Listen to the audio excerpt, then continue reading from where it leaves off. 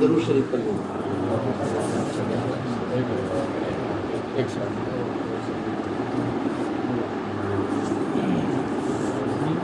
الحمد للہ وحدہ والصلاة والسلام علی من لا نبی بعدہ.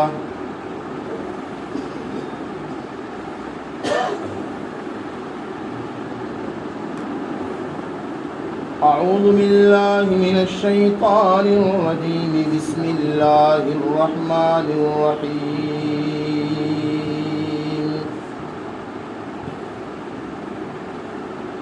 اللہ لطیف بعبادہ یرزق من یشاء وهو القوی العزیز.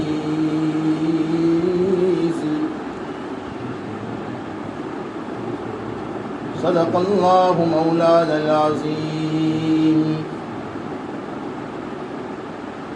وصدق رسولہ النبی الأمی الکریم ونحن على ذلك لمن الشاہدین والشاکرین والحمد للہ رب العالمین.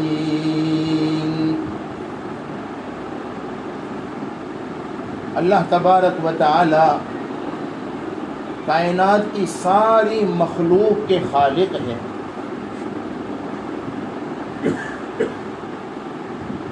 اس لیے حق تعالی اپنی ساری مخلوق سے بالخصوص انسانوں سے بہت ہی زیادہ محبت فرماتے ہیں. دنیا کے انسانوں کو حق تعالی کی محبت کا اندازہ ہو یا نہ ہو، اگر کسی کو اللہ کی محبت کا اندازہ نہیں تو اس کا صاف مطلب یہ ہے کہ اس نے اپنے رب کو پہچانا ہی نہیں، اسے اپنے رب کی معرفت ہی حاصل نہیں ہوئی، اس نے اپنے رب کے کلام میں غور ہی نہیں کیا، اس نے اپنے رب کے نظام میں غور ہی نہیں کیا.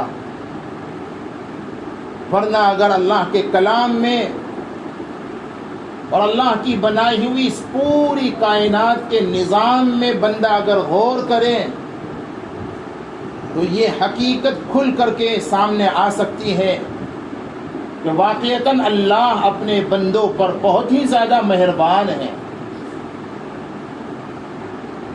اس کی مہربانیوں کو،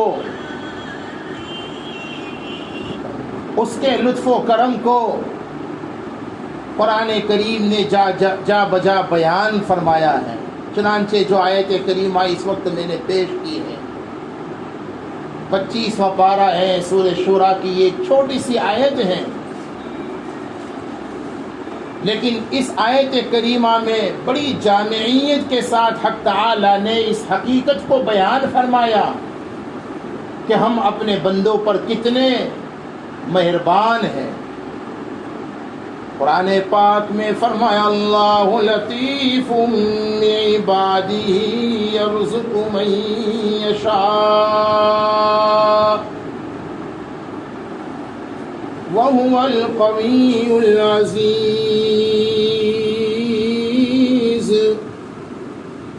اللہ اپنے بندوں پر بہت ہی زیادہ مہربان ہے. وہ صرف اپنے فرما برداروں کے ساتھ ہی لطف و کرم کا معاملہ ہی نہیں کرتا، وہ اپنے نافرمانوں کو بھی اپنے لطف و کرم سے محروم نہیں کرتا،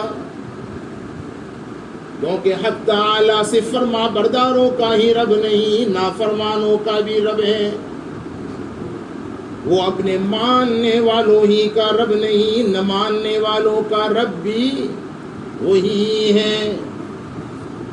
قرآن پاک میں فرمایا الحمدللہ رب العالمین. حق تعالی اعلان فرماتے ہیں میں رب العالمین ہوں، صرف رب المسلمین ہی نہیں، رب الاولیاء والمتقین ہی نہیں، رب الصالحین ہی نہیں، رب العالمین ہوں.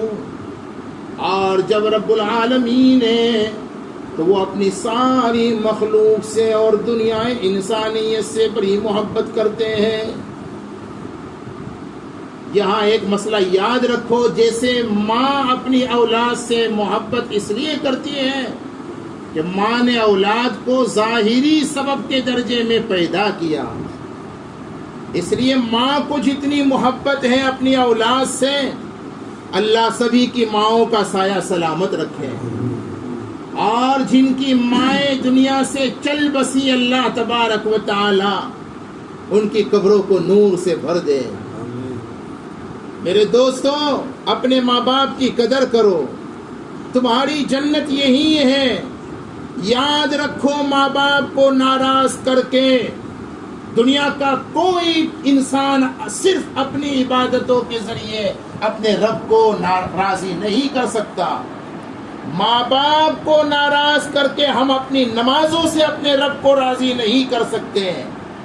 حدیث میں آقا مکی محمد عربی سبز گنبد کے مکی جناب محمد رسول اللہ صلی اللہ علیہ وسلم نے فرمایا، اللہ نے اپنی رضا کو ماں باپ کی رضا میں رکھا ہوا ہے۔ اللہ کو راضی کرنا ہو، ماں باپ کو راضی کر لو۔ بہرحال ماں جیسی اپنے اولاد سے بڑی محبت کرتی ہے، چونکہ اس نے جنا ہے، پیدا کیا ہے۔ تو ماں تو ایک ظاہری سبب ہے، حقیقی سبب تو اللہ ہے۔ جب ماں کو اپنے بچے سے اتنی محبت ہے تو اللہ کو اپنے بندوں سے کتنی محبت ہوگی۔ لیکن یاد رکھو، ایک تو ہے اللہ کی محبت، ایک ہے اللہ کی رضا اور خوشنودی۔ صاحبو، اللہ محبت تو ہر بندے سے کرتا ہے، لیکن راضی اسی بندے اور بندی سے ہوتا ہے جو رب چاہی زندگی گزارتے ہیں۔ جیسے ماں اور باپ اپنی ہر اولاد ہی سے محبت تو کرتی ہے، وہ فرما بردار ہو یا بولو نافرمان ہو، لیکن ماں باپ راضی انہی اولاد سے ہوتے ہیں جو فرما بردار ہو، جو خدمت گزار ہے، جو وفادار ہے۔ ایسے ہی محبت تو اللہ فرما برداروں سے بھی کرتے ہیں اور نافرمانوں سے بھی کرتے ہیں، لیکن راضی انہی سے ہوتے ہیں جو اس کے فرما بردار ہے۔ ورنہ میں آپ کو بتلاؤں، نافرمانوں کے ساتھ اس کی محبت کا اور لطف و کرم کا کیا حال ہے۔ ایک بزرگ نے 4 طریقے سے اسے سمجھایا ہے، اور یہ سارے حقائق قرآن میں موجود ہیں۔ دیکھو، ہمارا رب اپنے گنہگار بندوں سے بھی کتنی محبت کرتا ہے۔ 4 مثالیں، کتنی مثالیں بولو، یاد رکھیے گا۔ اور یہ بتلانے کے لیے ان باتوں کو بیان کیا جاتا ہے کہ جب نافرمانوں سے رب العالمین کو اتنی محبت ہے تو فرما برداروں کے ساتھ اس کی محبت کا کیا عالم ہوگا، کوئی اندازہ ہی نہیں لگا سکتا۔ نافرمانوں کے ساتھ اس کی محبت کا، اس کے لطف و کرم اور اس کی رحمت اور عنایت کا کیا حال ہے۔ فرماتے ہیں کہ جب بندہ گناہ کرتا ہے تو گناہ کے باوجود گنہگاروں پر اللہ 4 لطف و کرم اور مہربانیوں کا معاملہ فرماتے ہیں۔ 4 اعتبار سے اس کے ساتھ لطف و کرم کا اور عنایت کا اور مہربانی کا معاملہ فرماتے ہیں۔ نمبر 1، بندوں کے گناہوں کے باوجود حق تعالی کی پہلی مہربانی یہ ہوتی ہے کہ ان پر اپنا رزق بند نہیں کرتا ہے نا۔ رزق کون دیتا ہے بولو؟ قرآن پاک میں فرمایا وَمَا مِن دَابَّةٍ فِي الْأَرْضِ وَمَا مِن دَابَّةٍ فِي الْأَرْضِ إِلَّا عَلَى اللَّهِ رِزْقُهَا۔ روئے زمین پر بسنے والی ساری مخلوق، وہ پیروں سے چلنے والی ہوں، وہ 4 پاؤں سے چلنے والی ہوں، وہ رینگنے والیوں، ساری مخلوق کو اللہ ہی رزق عطا فرماتے ہیں، اور رب العالمین اگر فرما برداروں کو رزق دیتا ہے تو نافرمانوں پر بھی اپنا رزق محروم نہیں کرتا، بند نہیں کرتا۔ وہ اگر حضرت موسیٰ کلیم اللہ کو رزق دیتا ہے تو فرعون پر بھی اپنا رزق بند نہیں کرتا۔ وہ اگر حضرت ابراہیم خلیل اللہ کو بھی رزق دیتا ہے تو نمرود پر بھی اپنا رزق اس نے بند نہیں کیا۔ اس نے سرکار دو عالم صلی اللہ علیہ وسلم کو رزق سے نوازا تو ابو جہل پر بھی رزق کو بند نہیں کیا۔ وہ اگر فرما برداروں کو رزق دیتا ہے تو نافرمانوں کو ان کی نافرمانیوں کے باوجود، ان کی حکمہ دوریوں کی باوجود، اللہ سے بغاوت کے باوجود، اللہ کے حکموں کو توڑنے کے باوجود ان کو اپنے رزق سے محروم نہیں کرتا۔ بتلاؤ یہ گنہگاروں کے ساتھ اس کا لطف و کرم کی کھلی مثالیں ہیں یا نہیں؟ لیکن یاد رکھو صاحبو، گنہگاروں کو اللہ رزق سے محروم تو نہیں کرتا، گنہگاروں پر اللہ رزق کے دروازے اگرچہ بند نہیں کرتا۔ آپ نہیں دیکھتے دنیا کے بڑے بڑے مجرموں کو، بڑے بڑے ڈون کو؟ آج کی دنیا میں جو جتنا ہی بڑا ڈون وہ اتنا ہی بڑا عیاش ہے اور اتنا ہی بڑا مال و دولت والا ہے۔ ابھی ان دنوں جو بہت زیادہ چرچے میں ہے، ایک بہت بڑے ڈون کو ایک خاص سیاست کے تحت مار گرایا۔ آج کا اخبار کہہ رہا ہے اتنے بنگلوں کا اور اتنی جائیدادوں کا وہ مالک۔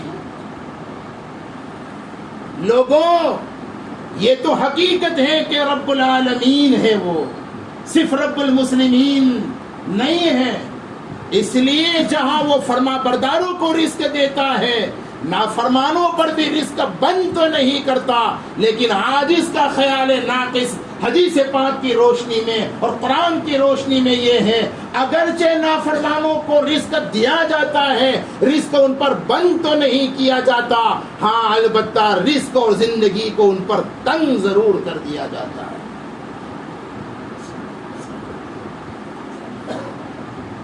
رزق کے دروازوں کو ان پر بند تو نہیں کیا جاتا، لیکن رزق اور زندگی کو ان پر بولو تنگ کر دیا جاتا ہے۔ اپنی بات نہیں ہے، اللہ نے قرآن میں اس کو بیان کیا۔ قرآن پاک میں فرمایا من اعرض عن ذکری فإن له معیشۃ ضنکا۔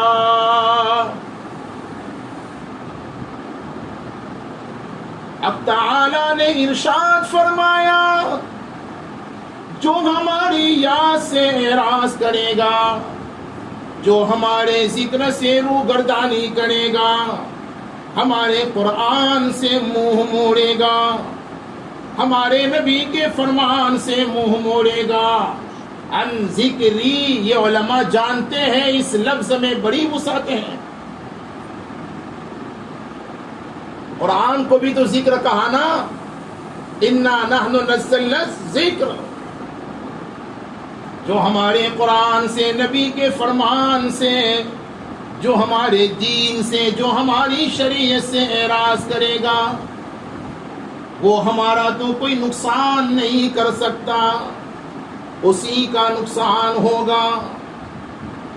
رب العالمین نے فرمایا من اعرض عن ذکری، جو میرے ذکر سے روگردانی کرے گا میں اس کی زندگی کو تنگ بنا دوں گا۔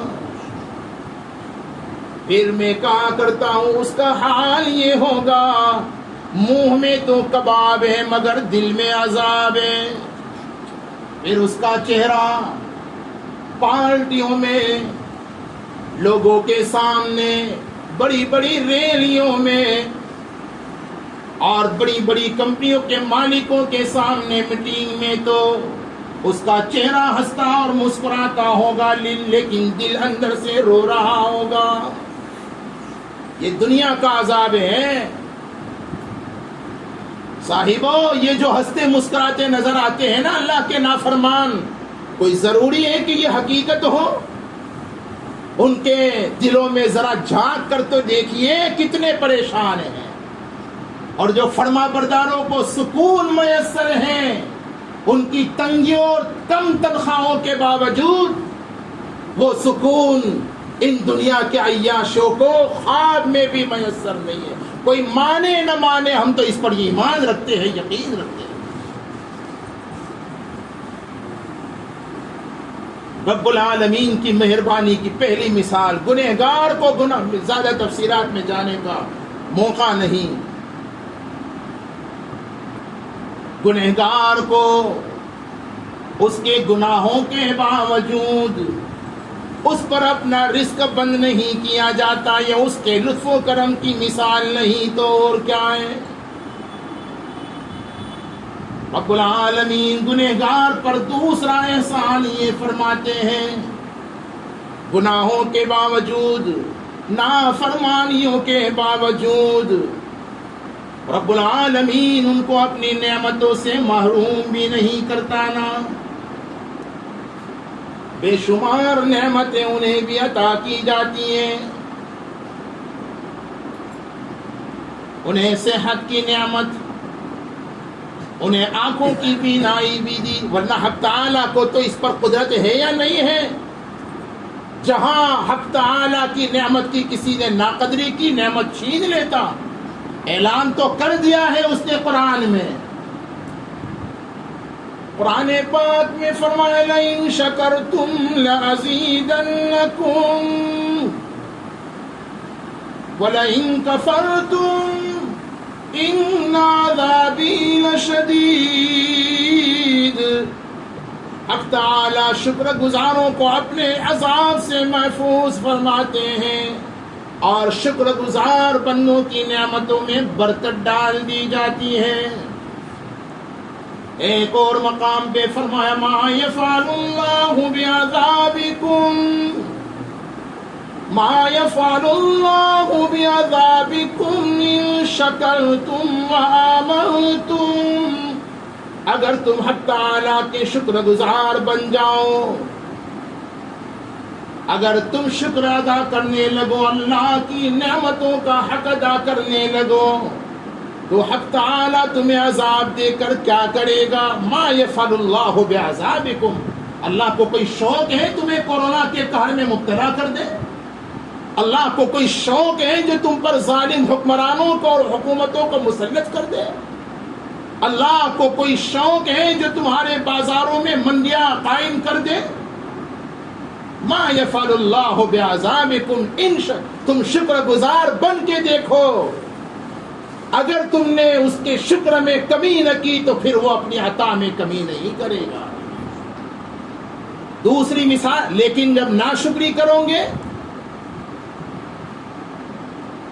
وَلَئِن كَفَرْتُمْ إِنَّ عَذَابِي لَشَدِيدٌ، پھر اس کا عذاب تم نہیں برداشت کر سکو گے،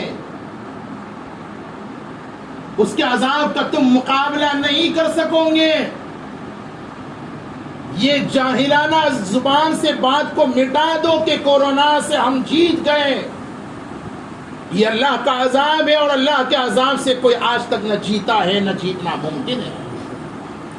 میں کہا کرتا ہوں، یہ کہنے کے بجائے کہ ہم کورونا سے جیت گئے، سیدھے سیدھے اللہ کے حضور ہاتھ پھیلا کر کہو اللہ ہم ہار گئے۔ اللہ کی نعمتوں کی ناشکری اس کے عذاب کو دعوت دیتی ہے، اس کی مثال قرآن نے بیان کی۔ قرآن پاک میں فرمایا وَضَرَبَ اللَّهُ مَثَلًا قَرْيَةً كَانَتْ آمِنَةً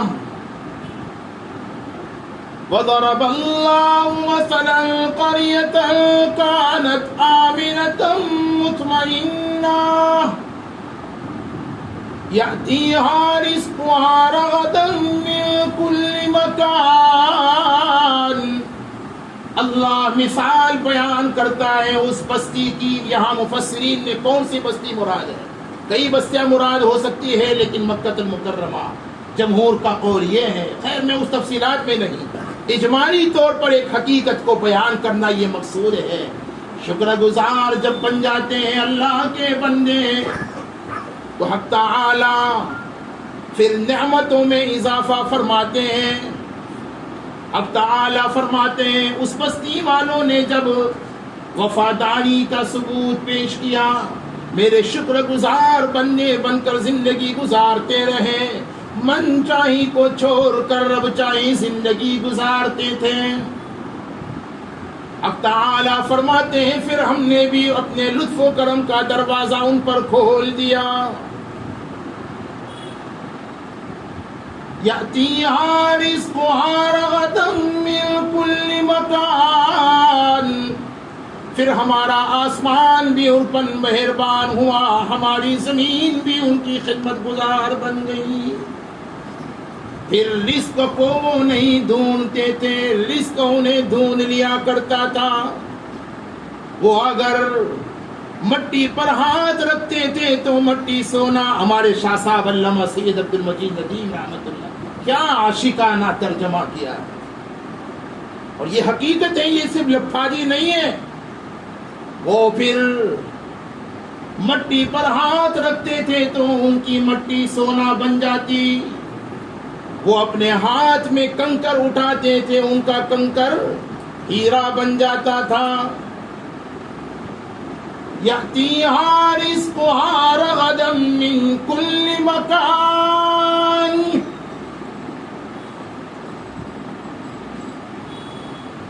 اب تعالیٰ نے ارشاد فرمایا پھر جب ہمارے بندے ہمارے نافرمان بن گئے، ناشکرے بن گئے، فَكَفَرَتْ بِأَنْعُمِ اللَّهِ، اللہ کے انعامات اور ان کی نعمتوں کی ناقدری اور ناشکری کا راستہ جب انہوں نے اختیار کیا، رب العالمین نے فرمایا پھر ہم نے بھی اپنے لطف و کرم کا ہاتھ ان سے اٹھا لیا. پھر ان کی خوشحالی بدحالی میں بدل گئی، ان کی عزت ذلت میں بدل گئی، ان کی ترقی تنزلی میں بدل گئی. پہلے جب وہ مٹی کو ہاتھ رکھتے تھے وہ سونا بن جاتا، اب ان کا سونا مٹی بننے لگا. ان کے سونے کے دام میں کہوں، ان کے سونے کے دام اتنے زیادہ ہونے لگے کہ غریب کے لیے خریدنا خواب بن گیا. فَكَفَرَتْ بِأَنْعُمِ، قرآن کو ہم پڑھتے نہیں نا، ہم تو سمجھتے ہیں کہ قرآن مردوں کو بخشوانے ہی کے لیے تو نازل ہوا ہے. جب کسی کا انتقال ہو جائے 2-4 لوگوں کو بلا لو اور رسمی طور پر کسی دن کو متعین کر کے پڑھا لو، ہو گیا. یاد رکھو مرحوم کے ایصال ثواب کے لیے کوئی دن مخصوص ہرگز نہیں اور کوئی عمل بھی مخصوص نہیں. میری ماں بہنوں یاد رکھو، رسومات کو آپ رواج مت دو. آپ نے سماج کا کلمہ نہیں پڑھا ہے، آپ نے شریعت کا کلمہ پڑھا ہے. لوگوں، آپ سماج کے رسم و رواج کے پابند نہیں، ہم اور آپ شریعت کے احکامات کے پابند ہیں. ایصال ثواب کے سلسلے میں بھی یہ تیجا، یہ 40واں، یہ برسی اور پتہ نہیں اور کیا کیا ہے. روزانہ ایصال ثواب کرو، کوئی دن خالی نہ ہو، کوئی لمحہ خالی، اللہ اگر تو کوئی دعا خالی نہ ہو جس میں ہم اپنے مرحوم کے لیے نہ مانگے.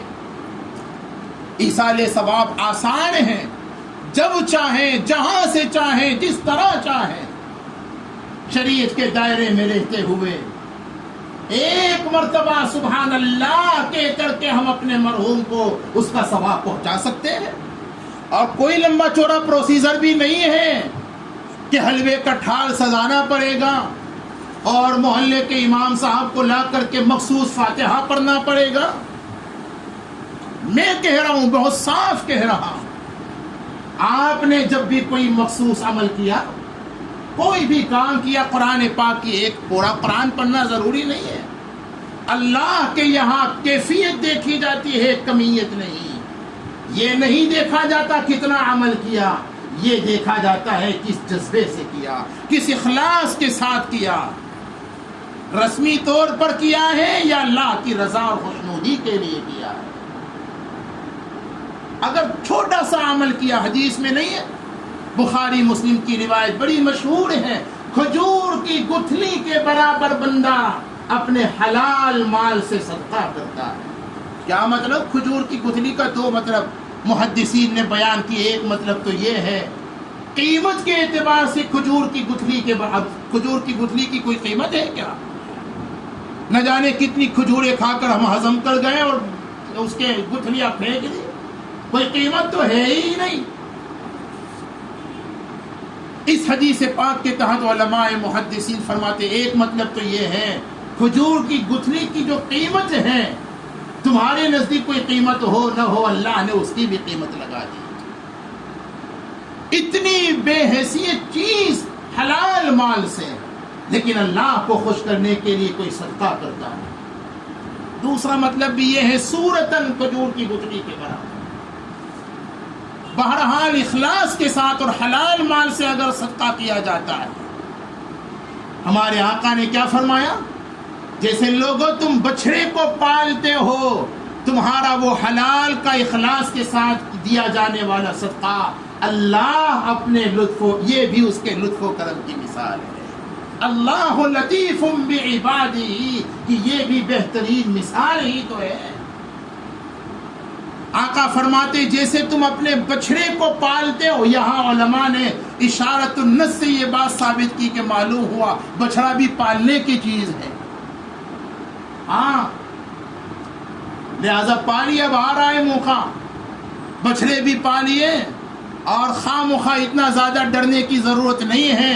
حکومتوں سے مت ڈریے، احکم الحاکمین سے ڈریے۔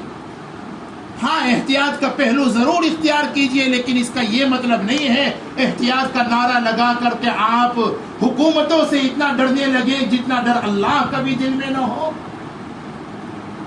اے کاش میرے سامعین اشارے کو سمجھ لیں۔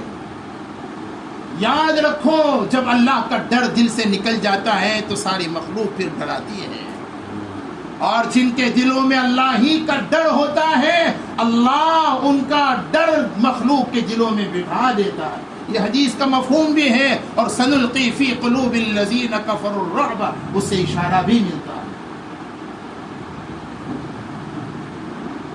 اخلاص کے ساتھ صدقہ اگر کیا جائے تو حدیث میں آقا فرماتے ہیں جیسے تم بچڑے کو پالتے ہیں، اللہ تمہارے اتنے معمولی صدقے کو ایسا پالتے ہیں، اور جب قیامت کا دن ہوگا تو اتنے مختصر سے صدقے کو اللہ احد پہاڑ کے برابر، جو تقریباً 5 میل کے ایریے میں پھیلا ہوا ہے، اللہ اتنا ثواب اس کا بڑھا کر عطا کرے۔ سبحان اللہ، تو کہہ دو کمال کے سورہ۔ کیا ثابت ہوا؟ اللہ کے یہاں کمیت نہیں دیکھی جاتی، کیفیت دیکھی جاتی ہے۔ یہ نہیں کہ کتنا قرآن پڑھا، رواجی عمل مت کرو، رواجی ختم مت کرو، حقیقت پیدا کرو اپنے قرآن کی تلاوتوں میں، نمازوں میں، دعاؤں میں، ایصال ثواب کی مجلسوں میں، بیانوں کی مجلسوں میں۔ روح پیدا کرنے کی اللہ سے مانگو، دعائیں مانگو، کوششیں کرو۔ بہرحال میں یہ عرض کر رہا تھا، اب تعالیٰ نے ارشاد فرمایا، جب بستی والے ہمارے شکر گزار اور فرما بردار تھے تو امن، سکون اور راحتوں کو ہم نے ان کے ساتھ مخصوص کر دیا تھا۔ وضرب اللہ مثلا قریۃ کانت آمنہ، امن مطمئنۃ یأتیہا رزقہا رغدا من کل مکان۔ لیکن جب انہوں نے اللہ کی فرما برداری کا راستہ چھوڑ کر نافرمانی والا راستہ اختیار فرمایا، شکر گزاری کا راستہ چھوڑ کر کفران کا راستہ اختیار کیا، فَكَفَرَتْ بِأَنْعُمِ اللَّهِ، پھر اللہ نے بھی اپنے لطف و کرم کا ہاتھ ان سے اٹھا لیا، پھر ان کی خوشحالی بدحالی میں بدل گئی، ان کی عزت ذلت میں بدل گئی، ان کی ترقی تنزلی میں بدل گئی، ان کا امن خوف میں بدل گیا۔ یہ قرآن پڑھیے نا، قرآن کو پڑھو، سمجھو۔ فَأَذَاقَهَا اللَّهُ لِبَاسَ الْجُوعِ وَالْخَوْفِ، پھر اللہ نے ان کے سماج میں، ان کی سوسائٹیوں میں، ان کے بازاروں میں، ان کے بڑے بڑے مالز میں تنگی اور مندی کی فضا کو قائم کر دیا، تنگیوں اور مندیوں کو مسلط کر دیا۔ لباس الجوع والخوف، ان کے بڑے بڑے بظاہر بڑے بڑے لوگ بھی ڈرنے لگے، خوف کی حکمرانی قائم ہو گئی، ان کی حکومتوں میں بھی خوف کا ماحول، ان کے علاقوں میں بھی خوف کا ماحول۔ اور حق تعالیٰ کے یہ ظلم نہیں ہے۔ فَأَذَاقَهَا اللَّهُ لِبَاسَ الْجُوعِ وَالْخَوْفِ بِمَا كَانُوا يَصْنَعُونَ، یہ انہی کے کرتوت کا نتیجہ ہے، بدعمالیوں کی نحوستیں۔ ظَهَرَ الْفَسَادُ فِي الْبَرِّ وَالْبَحْرِ بِمَا كَسَبَتْ أَيْدِي النَّاسِ۔ بہرحال عرض یہ کر رہا تھا، حق تعالی نعمتوں کی قدردانی پر برکتیں عطا فرماتے ہیں، نعمتوں کو بڑھاتے ہیں، ناشکری پر حق تعالی نعمتوں کو چھین لیتے ہیں، لیکن فوری طور پر نہیں، بلکہ مہلت دیتے ہیں، موقع دیتے ہیں۔ ورنہ میں یہ عرض کر رہا تھا، گنہگاروں کے ساتھ اس کے لطف و کرم کی دوسری مثال یہ ہے، پہلی مثال کیا دی بولو؟ اس پر اپنا رزق بند نہیں کر، یاد رکھیے گا یہ حقائق ہے قرآنی۔ دوسری مثال یہ ہے، گنہگاروں پر گناہوں کے باوجود رب العالمین نعمتوں کے دروازوں کو بند نہیں کرتے، نعمتوں سے محروم نہیں فرماتے۔ ورنہ اس کو تو قدرت ہے نا، جہاں ہم نے آنکھ سے بد نظری کی، کسی غیر محرم عورت کی طرف ہوس اور شہوت کی نظر سے دیکھا، فرشتے کو بلاتے، فرشتے کو بھیجتے اور آنکھیں نکلوا لیتے۔ اس کو حق تھا یا نہیں تھا؟ جہاں منہ سے زبان سے گالی بکتے، ہمارے جوان گالیوں سے ذرا برابر نہ گھبراتے نہ شرماتے۔ اور جوانوں اور لوگوں، یہ گالی زبان سے بکنا ایک مسلمان کی پہچان نہیں، ایک مومن کی شان نہیں، منافق کی پہچان ہے۔ اگر اپنے منہ میں گندگی رکھنا بہت برا ہے تو رب اکبر کی قسم اپنے منہ سے گالی نکالنا اس سے زیادہ برا ہے۔ کیوں؟ گندگی سے صرف منہ گندا ہوگا، لیکن جب گالی بولو گے اپنی زبان سے، منہ بھی گندا ہوگا، ایمان بھی گندا ہوگا، اور رب العالمین سے تعلق کے اندر کمی واقع ہوگی۔ زبان سے گالیاں بکتے ہیں، اذا خاصم فجر، یہ منافق کی پہچان آقا نے بیان فرمائی ہے۔ اپنی زبان کو گالیوں سے گندا نہ کرو۔ حق تعالیٰ کو طاقت ہے کہ جہاں زبان سے کسی نے گالی بکی، اور عورتوں نے اپنے جس سے ذرا ناراضگی ہوئی تو شوہر کو لعنت ملامت شروع کر دی، بچے پر ناراض ہوئی تو بچے کو کوسنا شروع کر دیا، میت پڑے، تیرے ہاتھ ٹوٹے، اور پتہ نہیں کیا کچھ بدتمیزی کے جملے۔ ہماری خواتین پیچھے نہیں ہیں اس معاملے میں۔ تبھی تو آقا نے فرمایا تھا کہ جہنم میں جب مجھے حق تعالیٰ نے جو مناظر دکھائے معراج کے موقع پر، خواتین کو زیادہ دیکھا، اس کی وجہ بتلائی تھی۔ ان میں دو بڑی کمزوریاں، ناشکری اور لعنت ملامت کرنا۔ میری خواتین، میری ماؤں، میری بہنوں، میری بیٹیوں، شکر گزاری کا مزاج بناؤ، اور تمہارے رب کے بعد تمہارا شوہر تمہارا سب سے بڑا منعم اور محسن ہے۔ اپنے شوہر کا احسان مانو کہ دھوپ میں وہ محنتیں کر رہا ہے، باہر کی دنیا میں جا کر کے کوششیں وہ کر رہا ہے، پتہ نہیں کیسی کیسی محنتوں اور مشقتوں کے بعد وہ تمہیں کما کر کے لا کر دیتا ہے، تم آرام سے گھر بیٹھ کر کے اپنی ضرورتیں پوری کرتی ہو، اور تمہاری ضرورتوں کی تکمیل کے لیے اللہ نے بہت بڑا ذریعہ تمہارے شوہر کو بنا رکھا ہوا ہے۔ اپنے شوہر کی فرما بردار اور شکر گزار بن جاؤ۔ شوہر کو مٹھی میں لینے کا اور شوہر کو قابو اور کنٹرول میں لینے کا یہی تعویذ ہے جو میں آج تمہیں دے رہا ہوں۔ کسی باپو شاپو کے پاس مت جاؤ، قرآن اور سنت پر عمل کرو۔ بہرحال حق تعالیٰ کو تو یہ طاقت ہے نا، جہاں زبان سے گندی بات نکالی، غیبت کی، کسی کی چغلی کی، یہاں کی وہاں، وہاں کی یہاں لائے، اور جہاں زبان سے لعنت ملامت اور ناشکری کا جملہ کہا، یہ زبان کی ناقدری ہوئی یا نہیں ہوئی؟ تو کیوں اللہ تبارک و تعالی فرشتے کو بھیج کر زبان کھچوا نہیں سکتے تھے؟ لیکن کیا ہے آج تک ایسا؟ زبان کا غلط استعمال کرنے پر زبان کی قوت گویائی کو اللہ سلب کر سکتے تھے یا نہیں کر سکتے تھے؟ بولنے کی طاقت ہی چھین لے۔ اللہ ہمارے والد گرامی پر رحم فرما اور انہیں قوت گویائی عطا فرما دے۔ پوچھو انہیں جو چاہتے ہوئے بول نہیں سکتے، زبان کی گویائی کتنی بڑی نعمت ہے۔ بہرحال بات کو پھیلانا نہیں ہے، عرض یہ کر رہا تھا گنہگاروں پر دوسرا احسان اور اس کا لطف و کرم، اللہ لطیف بعبادہ کی دوسری مثال یہ ہے۔ گنہگاروں پر پہلے تو رزق بند بھی نہیں کرتا، دوسرا احسان یہ ہے انعامات اور احسانات کے دروازوں کو بند بھی نہیں کرتا۔ تیسری مثال یہ ہے، گنہگاروں پر گناہوں کے باوجود رب العالمین کا انعام اور احسان اور لطف و کرم یہ ہوتا ہے ان کے گناہوں کو ظاہر بھی۔ جوانوں، یہ تو ممکن ہے کہ تم راتوں کی تنہائیوں میں اپنے روم میں بیٹھ کر چیٹنگ شیٹنگ کرتے رہو، تمہارا ابا نہ جانے لیکن اللہ تو جانتا ہے۔ تم اپنی پاس میں سونے والی بیوی کو ضرور دھوکہ دے سکتے ہو، اور نہ جانے کتنے لوگ دھوکہ بیچاری کو دیتے، بیچاری کا ایچار بنا ڈالتے ہیں۔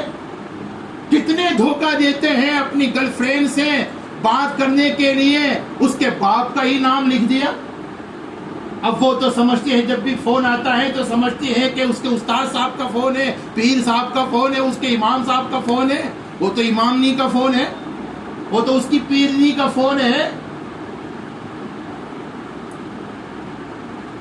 اپنے پاس رہنے والی، اپنے ساتھ سونے والی بیوی کو دھوکہ دے سکتے ہو، اپنے رب کو کیسے دھوکہ دے سکتے ہیں؟ گناہ کرنے کے لیے تم سارے دروازے اور کھڑکیوں کو بند کر سکتے ہو، لیکن صاحبو رب اکبر کی قسم اس دروازے کو بند نہیں کر سکتے جہاں سے رب العالمین دیکھتا ہے۔ ہاں، کیا کہا قرآن نے؟ قرآن پاک میں فرمایا لم یعلم بأن اللہ یرا۔ میرے بندو، اس حقیقت کو جان لو، تمہیں کوئی دیکھتا ہو نہ دیکھتا ہو، تمہارا رب تو ضرور دیکھتا ہے۔ وہ تنہائیوں میں بھی تمہیں دیکھتا ہے، مجموعوں میں بھی تمہیں دیکھتا ہے، وہ دن میں بھی تمہیں دیکھتا ہے، رات میں بھی۔ وہ تم اپنے فرینڈ سرکل کے ساتھ عیاشیوں کے لیے جاتے ہو نا، تب بھی وہ تمہیں دیکھتا ہے، اور صرف دیکھتا ہی نہیں، تمہاری نقل و حرکت سے بھی باخبر ہے۔ قرآن پاک میں فرمایا یعلم خائنۃ الأعین وما تخفی الصدور۔ تمہاری آنکھوں کی خیانت کو دنیا تو نہیں جانتی، رب العالمین جانتا ہے۔ تم نے اپنی آنکھوں سے اشاروں ہی اشاروں میں اپنی گرل فرینڈ کو, اپنے بوائے فرینڈ کو اشاروں ہی اشاروں میں کیا بات کہہ دی. تمہارے پاس والا تو نہیں جانتا ہے, لیکن رب العالمین تو جانتا ہے نا. اس سے غافل نہیں ہو سکتے. سب کو دھوکہ دے سکتے ہو, رب کو کیسے دھوکہ دے سکتے ہیں؟ وما تخفی الصدور, تمہارے دلوں میں جو گندے خیالات آتے ہیں, تم تو مجلس میں بیٹھے ہو نا, تمہارے مجلس والوں کو تمہارے دلوں کی گندے خیالات کا علم نہیں, رب العالمین کو تو ہے. لیکن اس کا لطف و کرم تو دیکھیے, بندوں کی ہر نقل و حرکت سے واقف اور باخبر ہونے کے باوجود بندوں کے گناہوں کو ظاہر نہیں کرتا. ورنہ بلیک میل جیسے ہم کرتے ہیں نا, کسی سرفرے کو ایک گناہ کا پتہ چل گیا, بدبخت بلیک میل کر رہا ہے. اللہ میاں کم سے کم ہم کو مسجدوں میں لانے کے لیے اور نیک بنانے کے لیے بلیک میل تو کر سکتے تھے نا. راتوں کی تنہائیوں میں کسی جوان نے, کسی دیوانے نے اپنی دیوانی کے ساتھ چیٹنگ کیا. اب اس کی ماں تو نہیں جانتی, باپ تو بولو, لیکن اس کا ابا تو نہیں جانتا, اللہ تو جانتا ہے نا. اب اللہ تعالیٰ صبح میں فرشتے سے اٹھوا کر کہہ سکتے تھے نا, صبح کی نماز پڑھتا ہے کہ تیرے بابا کو کہوں میں, تو نے رات میں کیا گل کھلائے, کہوں تیرے بابا کو میں, تیرے بیوی کے سامنے تیرا بھانڈا پھوڑ دوں میں, جلدی نماز میں جا ورنہ کہہ دوں گا بھی میں, تیرا راز ظاہر کر دوں. کم سے کم مسجدوں میں لانے کے لیے اور نیک بنانے کے لیے تو ایسا کر سکتے تھے نا. لیکن اللہ اپنے بندوں کو مجبور نہیں کرنا چاہتا. اللہ یہ نہیں چاہتے کہ میرے بندے مجبور ہو کر کے میرے بن جائے. اللہ تو چاہتے یہ ہے میرے بندے اپنے اختیار سے, اپنی مرضی سے میرے بن جائے. اور رب اکبر کی قسم, اللہ کا یہ اعلان ہے, قرآن نے جگہ جگہ اس مضمون کو بیان کیا, جس کا خلاصہ یہ ہے, میرے بندو تم میرے بن کے تو دیکھو, ساری کائنات کی مخلوق کو تمہارا بنا دوں گا. قرآن پاک میں فرمایا وَلَوْ أَنَّهُمْ أَقَامُوا التَّوْرَاةَ وَالْإِنْجِيلَ وَمَا أُنزِلَ إِلَيْهِمْ لَأَكَلُوا مِنْ فَوْقِهِمْ وَمِنْ تَحْتِ أَرْجُلِهِمْ. شاہ صاحب رحمت اللہ علیہ نے اس کا عاشقانہ ترجمہ یہ کیا, میرے بندو تم میرے بن جاؤ, پھر میری مخلوق تمہاری بن جائے گی, پھر آسمان بھی تمہارا وفادار بنے گا, وقت پر بارشیں برسائے گا, پھر زمین بھی تمہاری خدمت گزار بن جائے گی, تمہاری زینت کی چیزیں, تمہاری ضرورت کی چیزیں زمین نکالے گی.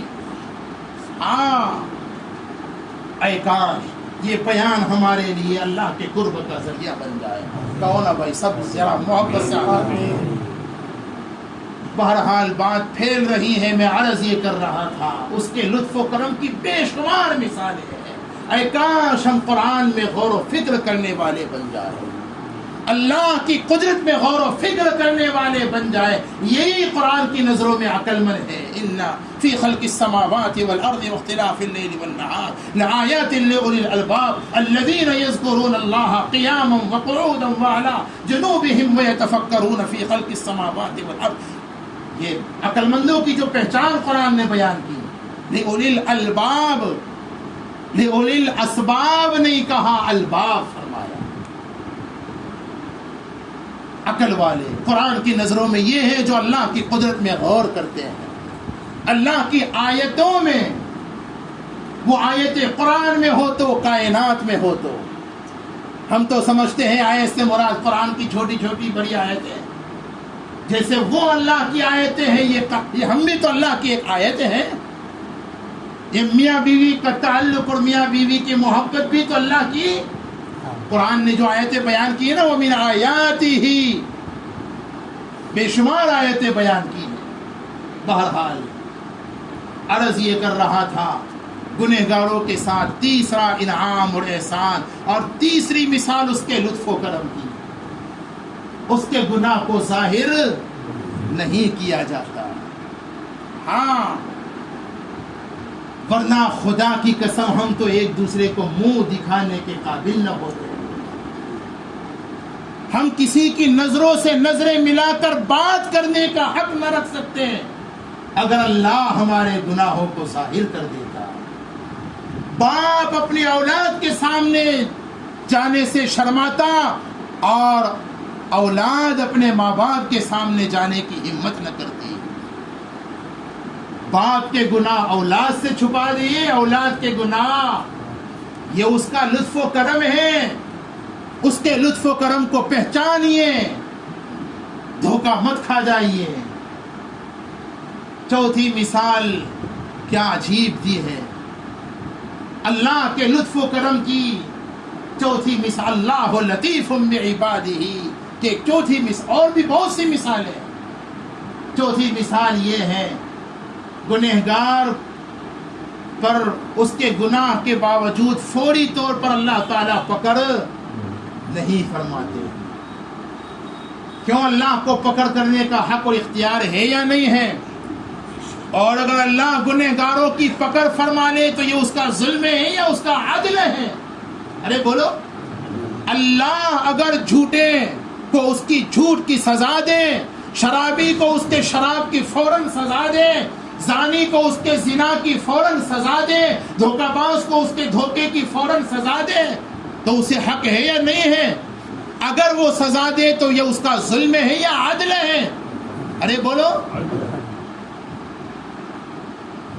قرآن پاک میں فرمایا ما کان اللہ لیعذبہم وانت فیہم وما کان اللہ معذبہم وہم یستغفرون۔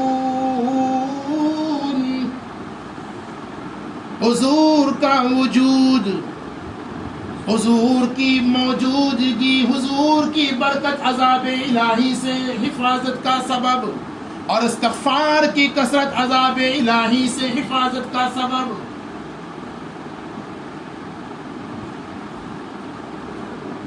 ایک اور مقام پر رب العالمین نے ارشاد فرمایا بندوں کو اگر گناہوں کی سزا دی جائے اسے حق ہے۔ سرکار دو عالم صلی اللہ علیہ وسلم رات کی تنہائی میں قرآن پاک کی یہ آیت کریمہ سورہ مائدہ کی اخیر کی آیت بار بار پڑھتے جا رہے ہیں، روتے جا رہے ہیں۔ فرمایا ان تعذبهم فإنهم عبادك وإن تغفر لهم فإنك أنت العزيز الحكيم۔ رب العالمین سے محبوب رب العالمین رحمت للعالمین ارشاد فرماتے ہیں، یہ آیت کریمہ بار بار پڑھ رہے ہیں اور روتے جا رہے ہیں۔ الہ العالمین تو اپنے گنہگاروں کو ان کے گناہوں پر سزا دے، تجھے روکنے والا کون ہے؟ تجھے حق ہے، یہ تیرا ظلم بھی نہیں، تیرا عدل ہے۔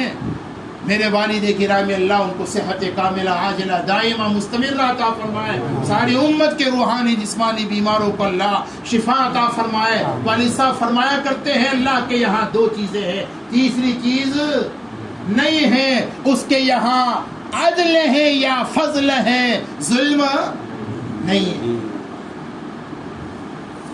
یہ اس کا عدل ہے اگر وہ پکڑ کر لے، لیکن یہ اس کا فضل ہے کہ گنہگاروں کو فوراً سزا نہیں دی جاتی۔ کیوں؟ سزا کو مؤخر کیا جاتا ہے تاکہ توبہ کا موقع مل جائے، مہلت مل جائے۔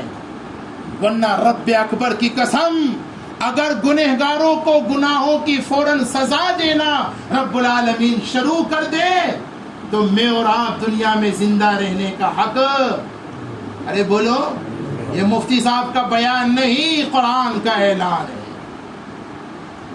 ہاں، قرآن کو سمجھو، قرآن پاک میں فرمایا وَلَوْ يُؤَاخِذُ اللَّهُ النَّاسَ بِمَا كَسَبُوا مَا تَرَكَ عَلَى ظَهْرِهَا مِن دَابَّةٍ. کتنے صاف یہ آیت ہے، سورہ فاطر کی بالکل آخری آیت، یاسین شریف جہاں شروع ہوتی ہے. رب العالمین نے ارشاد فرمایا اگر ہم اپنے بندوں کی گناہوں پر پکڑ کرنا شروع کر دے، ہر گناہ پر سزا دینا شروع کر دے، ما ترک علی ظہرہا من دابہ، تو روئے زمین پر ایک ذی روح بھی باقی نہیں رہ سکتا. وَلَٰكِن يُؤَخِّرُهُمْ بِمَا كَسَبُوا. اللہ تبارک و تعالیٰ ایک خاص وقت تک مہلت دیتے ہیں.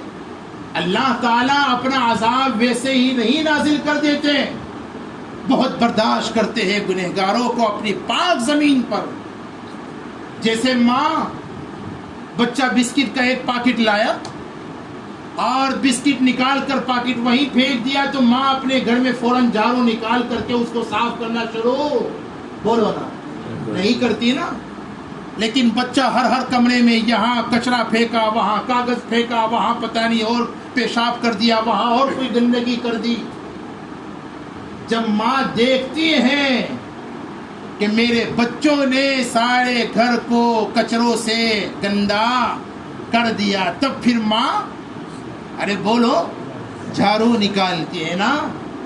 ہاں میرے بھائیوں میری بہنوں، رب العالمین کا بھی یہی معاملہ ہے. جب رب العالمین دیکھتا ہے کہ میرے بندے میری پاک زمین کو گناہوں سے گندا کر چکے ہیں، انہوں نے اپنے گھروں کو گناہوں سے بھر دیا، اپنی سوسائٹیوں کو گناہوں سے بھر دیا، اپنے علاقوں کو سوسائٹیوں سے بھر دیا، اپنے سماج کو گناہوں سے بھر دیا، اپنے بازاروں کو گناہوں سے بھر دیا، کوئی زمین باقی نہیں رکھی جہاں بندوں نے گناہ نہ کیے ہو. ایک وقت تک مہلت اور موقع دینے کے بعد جب بندے اس کی طرف پلٹتے نہیں ہیں، گناہوں سے توبہ کی طرف آتے نہیں، پھر رب العالمین جھاڑو لگاتے ہیں اپنے عذاب کی. پھر وہ جھاڑو کبھی تو ظالم حکمرانوں کی شکل میں لگائی جاتی ہے، پھر وہ جھاڑو کبھی کورونا کی شکل میں لگائی جاتی ہے، پھر وہ جھاڑو کبھی زلزلے کی شکل میں لگائی جاتی ہے، پھر وہ جھاڑو کبھی سیلاب کی شکل میں لگائی جاتی ہے، پھر وہ جھاڑو کبھی تنگی اور منی کی شکل میں لگائی جاتی ہے، اور پھر وہ جھاڑو تمہاری اولادوں کی نافرمانیوں کی شکل میں. یہ سب شکلیں ہیں عذاب الہی کی اور یہ آسمانی جھاڑو کی. پھر جیسے ہم جھاڑو لگا کر کچرا صاف کرتے نا، اللہ بھی کچرا صاف کرتے ہیں. اللہ ہمارا صفایا کر دے اس سے پہلے ہم سب کے لیے موقع ہے پلٹ آئے، اللہ کی طرف متوجہ ہو جائے.